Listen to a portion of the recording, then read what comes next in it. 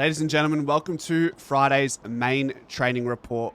And right off the bat, with the absences of Bobby Hill and Jordan De Goey today, it was later confirmed that both of them will feature against Frankston on Saturday night, being tomorrow, hence why both of them weren't at training today.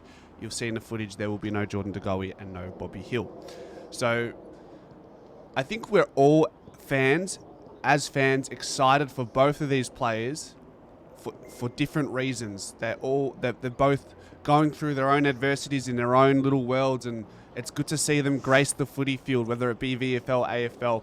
De Goey has an important milestone to tick off, as too does Bobby Hill after an extended layoff due to personal reasons. So it'll be good to see those type of players playing in the VFL.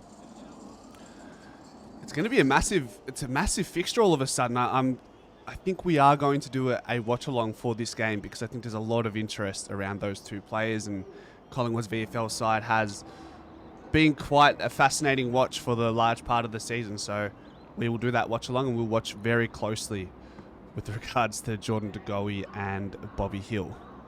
At training, or let's talk about training. It was sort of a nonchalant session, pretty laid back.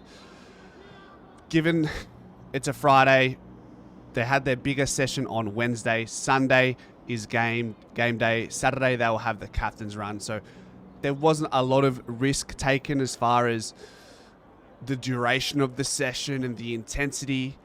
They really started with some flow, sort of half ground simulation where they kick it long down the line and then they switch it to the open side and get a look in going inside 50. So just getting some patterns into play there. What else did we see? Rowan Steele was there. Mason Cox was there. They seemed to be on managed loads. We saw Bo McCreary running laps and doing his thing on the side as he nurses that hamstring injury.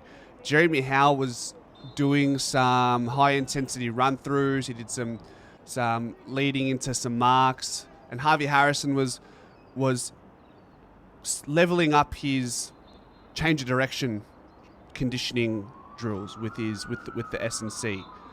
And then actually paired up with Jeremy Howe later in the session where they would do this really lightly contested.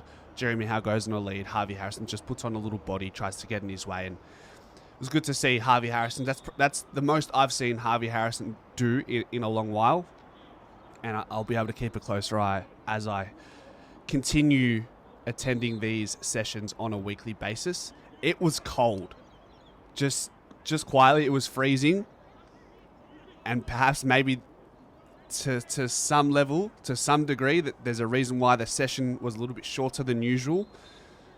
It's the coldest month in the year in Melbourne, July. We're already hindered on the injury front. Let's be calculated with the risks we are now taking and just take it easy. Outside of that, in the footage you'll see a small grounded game, small-sided game where they use either side of the wing and the center, and it's quite a narrow up and down transitional type of match simulation drill, and that really only lasted 5 minutes at the end of the session. Before and after that, you'll see skills and skills with each department of the field doing their own thing, backline, midfield, forward. And that was pretty much the gist of the session. Is there anything... Just an interesting note on the side is watching Nick Dacos at training, particularly today. He would rarely use his right boot. He was almost exclusively using his left foot. Now, whether that's because he wants to work on his left foot, which he does have that in his skill set, or is he managing something on the right side?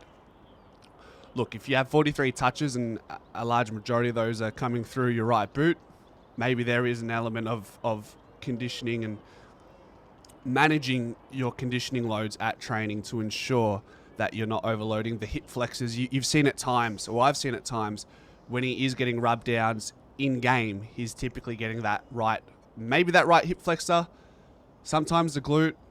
he gets a lot of work into that. So I think that's just more of a management side of things. Houston looks like he's ready to go. Charlie Dean is in the side once again, so he was a part of the black team today.